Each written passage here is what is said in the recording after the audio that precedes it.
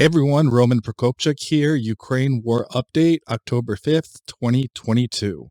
Ukrainian army liberates more areas in and around Kharkiv and the Kherson oblasts.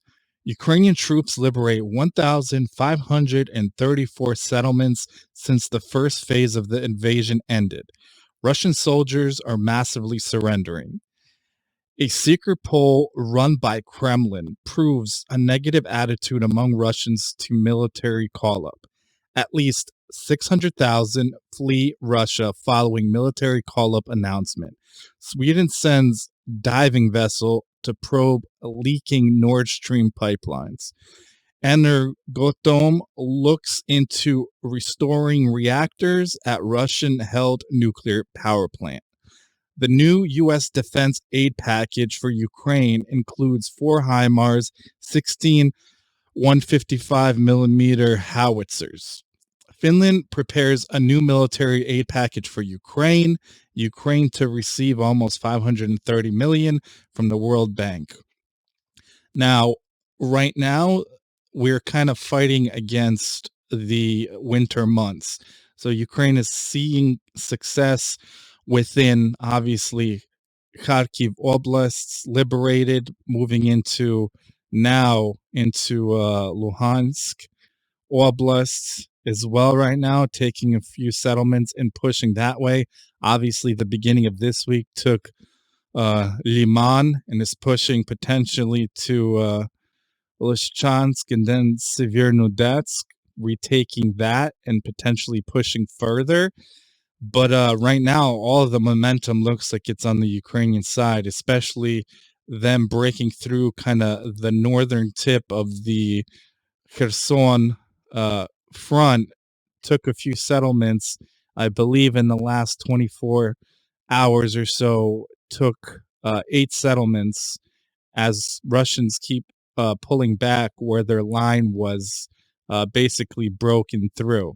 So obviously other updates, the last few days, few weeks, military packages have been announced. Those HIMARS and howitzers are going to, significantly help. The World Bank, I mean, most people have a negative impact and don't want to take that World Bank money, but obviously a country needs money to sustain itself, and obviously the economy isn't functioning the way it should be in wartime, so that could potentially help Ukraine keep moving forward. It'd be interesting in terms of that Nord Stream investigation, what the results are. If it comes out that Russia self-sabotaged its own pipeline, obviously there's going to be denial, but it would make sense from a propaganda standpoint, and everything else going on looks like it's in the favor of Ukraine. Russian trolls aren't as vocal anymore, seeing potentially, successes day by day.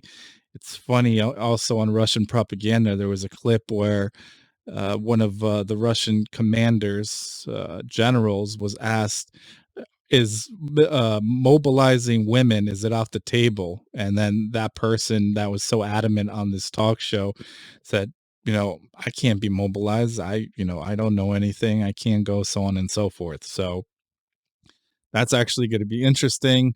The 300,000 or so that were already mobilized, obviously this decree is up to 1.2 million or 1.1 million that he can potentially partially mobilize and send.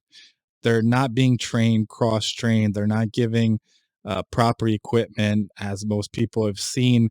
They're asking them to ask their wives, girlfriends, for tampons and feminine products in case they get shot, to clog the wound so they don't bleed out, and other things that are lacking.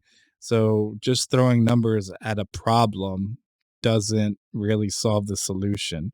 They have logistical issues, they have strategic issues, they have planning issues that aren't going to be solved, that are actually worsening with Ukraine taking out transport hubs in the east when they took Kupiansk in the Kharkiv Oblast, and now took Liman. It was, intersections, just highway intersections, as well as, major train depots that, limit Russia's mobility of passing through, heavy armor, equipment, ammunition. Obviously, we all know that at this point, hundreds of Russian ammo dumps and fuel dumps have been destroyed in last few weeks with HIMARS and artillery. And when the winter coming, obviously, the fighting slows down usually in terms of the cold months, based on what that actually allows on the battlefield. But